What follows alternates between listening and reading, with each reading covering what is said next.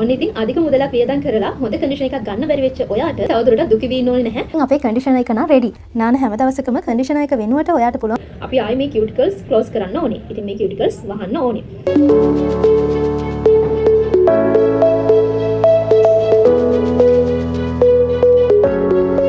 Hello girls, welcome back to my YouTube channel.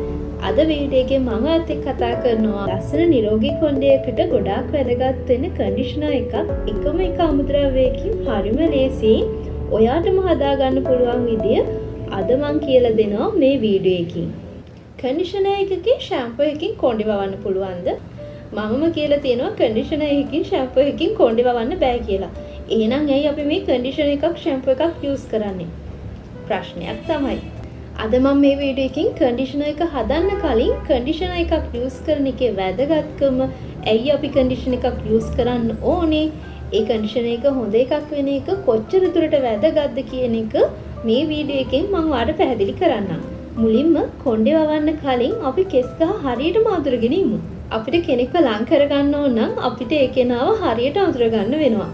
ඒ වගේ තමයි ඔයාට ඔයා ආස විදියට කොණ්ඩේ වවන්න ඕන නම් ඔයාට මේ කෙස් ගහ හරියට අඳුරගෙන ඉන්නම වෙනවා. ඔයා කොණ්ඩේ වවන එක මොන දේවල් කරලා පටන් ගත්තත් ඔයාට මේ කෙස් ගහේ ස්වභාවය හරියට අඳුර ගන්න බැරි නම් හරිම ට්‍රීට්මන්ට්ස් තෝරගන්න හැකියාවක් නැති වෙනවා. ට්‍රීට්මන්ට්ස් කොච්චර දැම්මත් වැඩක් නැහැ.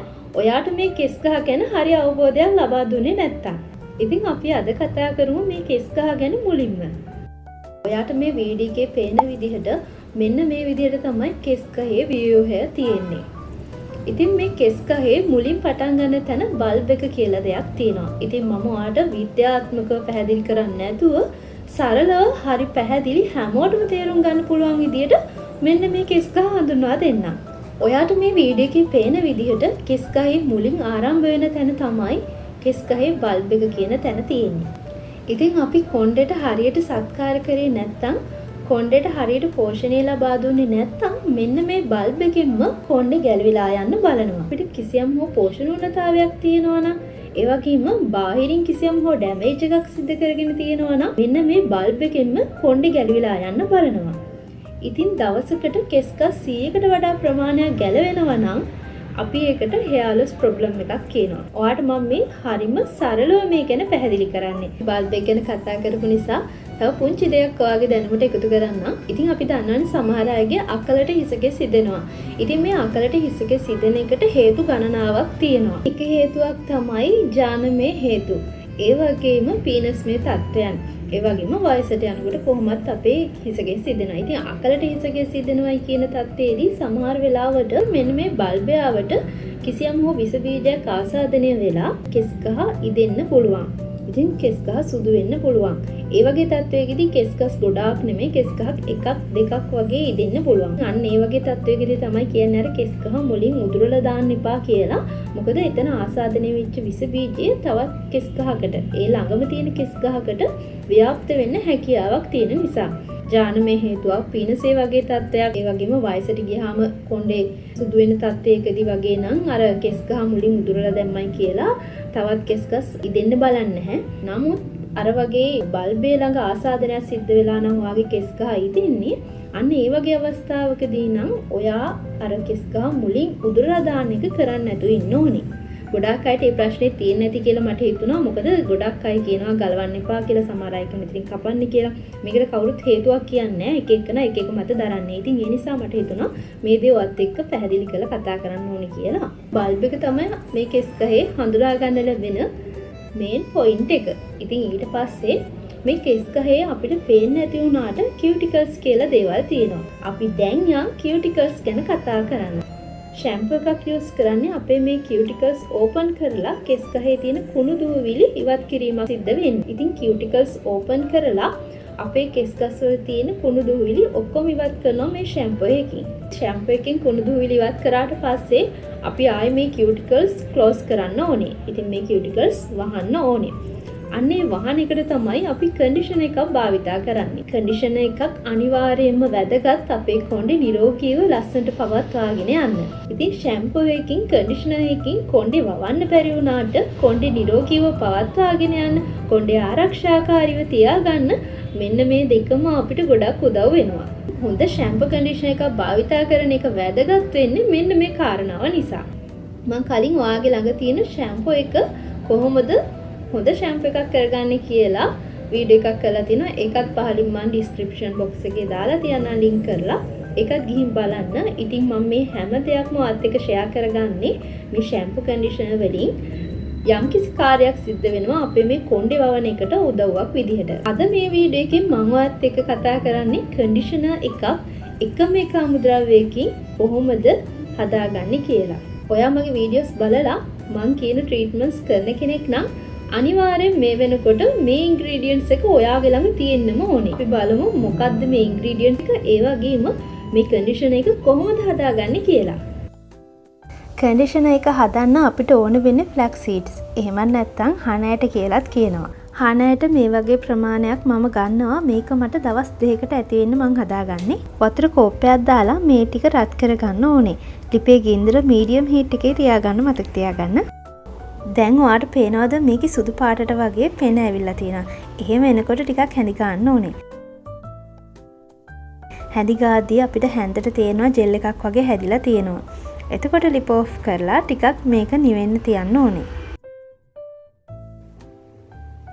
මේක මද රස්නෙන් තියෙද්දිම අපි මේක පෙරා ගන්න ඕනේ. එතකොට ලේසි පෙරා ගන්න. අද මම අරන් තියෙන්නේ net රෙදි කෑල්ලක්. ඉතින් ඕගොල්ලන්ට මේ ජෙල් එක වෙන් කර ගන්න පුළුවන් කියලා හිතන ලේසි ඕනම රෙදි කෑල්ලක් ගන්න පුළුවන්.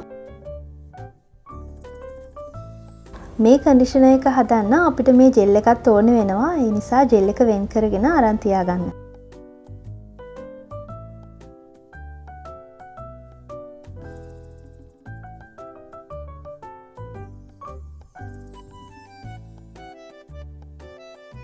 අපි වෙනදාට කරන ට්‍රීට්මන්ට්ස් වලට අපිට මේ ජෙල් එක නියමනාවනේ. අද මේ ජෙල් එකත් උවමනා වෙනවා.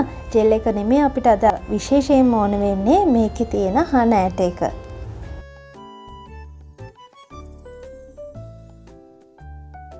මේ ගන්න ජෙල් එක අපිට පුළුවන් කොණ්ඩේ විතරක් නෙමෙයි මූණෙත් ගන්න. ඉතින් මම මගේ ෆේස් පැක් වලට මේක අනිවාර්යයෙන්ම යූස් කරනවා. ඇත්තටම මේ හනෑට ගර්ල් කෙනෙක් විදිහට ඔයා ළඟ අනිවාර්යයෙන්ම තියෙන්න ඕන දෙයක්. ඉතින් මේකේ තියෙන සුවිශේෂී ගුණ ගැන මම ගොඩාක් වීඩියෝස් වල කතා කරලා තියෙනවා. ඉතින් මේ වීඩියෝ එකේ ඒව ගැන කතා කරන්න යන්නේ නැහැ.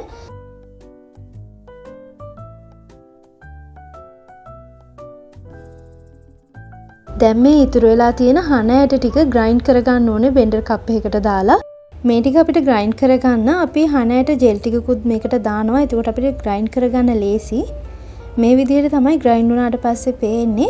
අපිට මේ ග්‍රයින්ඩ් කරන වෙලාවේදී කෝමාරිකා මදයක් දාන්න පුළුවන් මේකට. මම සාමාන්‍ය කෝමාරිකා ජෙල් වලින් ට්‍රීට්මන්ට් සතියට එකපාරක් කරනවා. ඒ නිසා මම මේ කන්ඩිෂනර් එකට කෝමාරිකා ඇඩ් කරන්නේ නැහැ. ඔයා කෝමාරිකා ජෙල් වලින් ට්‍රීට්මන්ට්ස් එකක් කරන්නේ නැත්නම් ඔයාට පුළුවන් මේකට කෝමාරිකාත් ඇඩ් කරන්න. ඒක ගොඩාක් හොඳයි වගේ කොණ්ඩේට. මම ආයෙත් net රෙදි කෑල්ලකින් මේක පෙරා ගන්නවා. හරියට ග්‍රයින්ඩ් වෙනවා නම් ආයෙත් පෙරන්න ඕනෙත් නෑ. අපි ඉතින් කෝකටත් මේක පෙරා ගන්න එක හොඳයි. මොකද අපි කන්ඩිෂනර් එක යූස් කරන්නේ නාලා ඉවර වෙන අන්තිම ටිකේදීනේ. ඉතින් හරියට වොෂ් වුණේ නැත්තම් කෑලි හිටින්න පුළුවන්. ඒ නිසා ආයෙත්වත් පුළුවන් නම් මේක පෙරා ගන්න.